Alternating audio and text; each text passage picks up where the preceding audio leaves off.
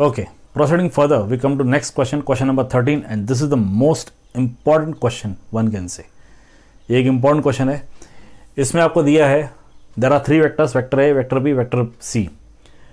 All the three vectors are unit vectors. Mod vector A is 1, mod of vector B is 1, mod of vector C is 1. All the three vectors are unit vectors, and their addition means vector A plus vector B plus vector C. It is zero vector. Okay, vector A plus vector B plus vector C, it is zero vector. What you have to prove? You have to prove this. What you have to find? You have to find the value of this. Vector A dot vector B plus vector B dot vector C plus vector C dot vector A. अब एक बात याद रखिएगा, यहाँ पे addition of three vectors zero दिया हुआ है. यही क्वेश्चन आपको अलग वे से भी पूछा जा सकता है. आपसे पूछा जा सकता है कि vector A, vector B, vector C are the vectors along the sides of a triangle. मतलब ये आपका वेक्टर ए हो सकता है, ये आपका वेक्टर बी हो सकता है और ये आपका वेक्टर सी हो सकता है. So you can notice we are starting from this vertex, vector A plus vector B plus vector C. तो यहाँ से स्टार्ट करके हम वापस यहीं पे आ गए, तो ये क्या हो गया? Zero. So instead of giving this equation vector A plus vector B plus vector C is equal to zero vector, वो आपको ये भी दे सकते हैं that vector A, vector B and vector C are the vectors along the sides of a triangle. Question इस तरह से भी दिया जा सकता है that these three are the vectors along the sides of an equilateral triangle where each side is 1. ये देखिए, ओके. ट्राइंगल के जो साइड्स है वो वेरी भी कर सकते हैं. हो सकता है आपको जो दिया है इसमें एक का मैग्नीट्यूड मान लीजिए 3 है, दूसरे का मैग्नीट्यूड मान लीजिए 5 है और तीसरे का मैग्नीट्यूड मान लीजिए 4 है. इस तरह से वेरी करके भी दिया जा सकता है. It is not necessary that the magnitudes will be always 1 और the magnitudes will always be same. The magnitudes में वेरी ऑल्सो. मैग्नीट्यूड 3 भी आ सकता है, 4 भी आ सकता है, 5 भी आ सकता है, या इसके अलावा और कोई मैग्नीट्यूड्स भी दिए जा सकते हैं. आपसे ये क्वेश्चन आएगा कि इसका आंसर क्या है. Okay, clear. वर्किंग रूल सब में एक जैसा ही है. ओके, वर्किंग रूल में कोई चेंज नहीं है. ठीक है, अब इसे आप सॉल्व करने के लिए दो तरह से आप इसे सॉल्व कर सकते हो. ओके, एक है कि आप इस इक्वेशन में थ्रू ए से डॉट प्रोडक्ट लीजिए, फिर बी से, फिर सी से, वैसे कर सकते हो. या फिर दूसरा है देयरफॉर, ये जो है ना इसका मॉड ले लीजिए, mod of vector A plus vector B plus vector C this is equal to mod zero, and mod of zero is nothing but zero. हम मैग्नीट्यूड में आ गए, वेक्टर से निकल के मैग्नीट्यूड में आ चुके हैं. Therefore mod A plus mod B plus mod C square this is equal to zero square which is zero. हमने दोनों साइड स्क्वायर ले लिया. क्यों लिया? मैंने आपको कहा था कि एक प्रॉपर्टी बहुत इंपॉर्टेंट है और हम इसे कहीं भी अप्लाई कर सकते हैं जहां उसकी जरूरत है. ये वाली property,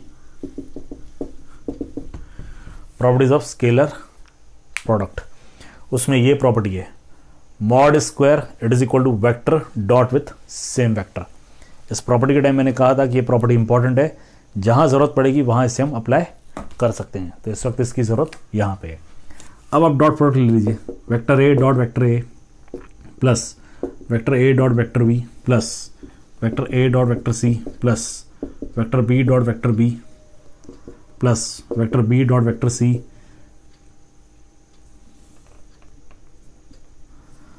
vector B dot vector A plus this plus vector B dot vector C plus vector C dot vector A plus vector C dot vector B plus vector C dot vector C this equal to zero आ रहा है. Vector A dot vector A आपका mod A square हो जाएगा plus vector A dot vector B आएगा plus vector C dot vector A आएगा. A dot C को हम सी डॉट ए लिख सकते हैं प्लस बी डॉट ए को हम ए डॉट बी लिख सकते हैं प्लस